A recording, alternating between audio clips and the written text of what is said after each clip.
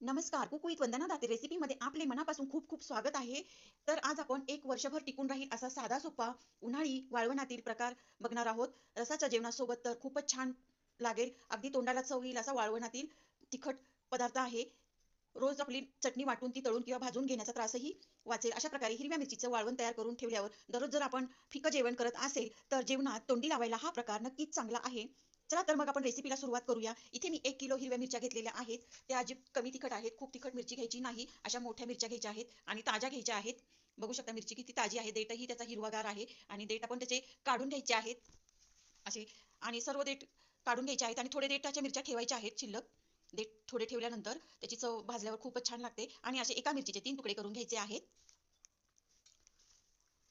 तुम्ही हातानेही करू शकता किंवा कात्रीच्या साह्यानेही करू शकता. हाताने केलं तर त्याला वेळही लागेल आणि तिखट हात होतील. त्यामुळे मी कात्रीच्या साह्याने 3 तुकडे करून घेत आहे.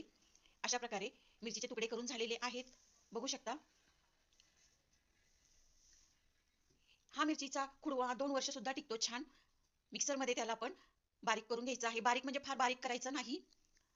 अगदी त्याचे ओबडधोबड असं वाटून घ्यायचं आहे. खूप छान लागते ही कुडवा रेसिपी. आणि उन्हाळी वाळवणातील हे बघा अशा प्रकारचा फक्त त्या मिरचीचा चुरा करून घ्यायचा आहे. रेसिपी आवडली असेल तर माझ्या चॅनलला लाईक, शेअर, सबस्क्राईब जरूर करा. म्हणजेच अशाच सोप्या आणि साध्या रेसिपी मी तुमच्याशी शेअर करणार आहे. खूप छान हा प्रकार आहे वाळवणातील आणि टेस्टी ही खूप आहे आणि आपला चटणी करण्याचा दररोज दररोज चटणी करण्याचा वेळही वाचणार आहे.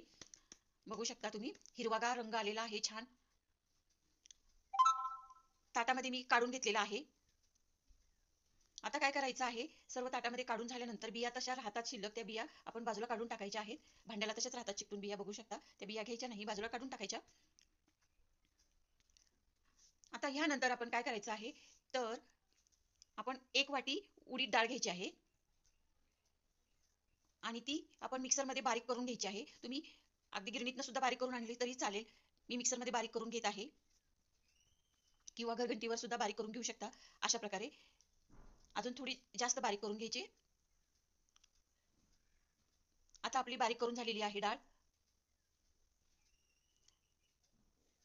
त्यानंतर काय करायचं आहे आपण, तर ही बारीक केलेली डाळ आपण ही चाळणीमध्ये काढून घ्यायची आहे. हे बघा मिरचीचे तुकडे आहेत, त्याला आधी आपण मीठ लावून घ्यायचं आहे. मीठ जरा थोडं जास्त लावून घ्यायचं आहे. मिठामुळे मिरचीचा तिखटपणा कमी होतो व टिकवायलाही मदत होते चांगली. त्यामुळे मीठ आधीच लावून घ्यायचं आणि मीठ लावल्या लावल्या लगेच आपण मिक्स करून घ्यायचं आणि लगेच त्यामध्ये आपण ते पीठ उडदाच्या डाळीचं पीठ हे चाळणीने लावून घ्यायचं. जास्त वेळ ठेवायचं नाही मीठ लावून, नाहीतर आपल्या मिरचीला पाणी सुटतं व मिरची ओलसर होते व टिकायलाही ओलसर मिरची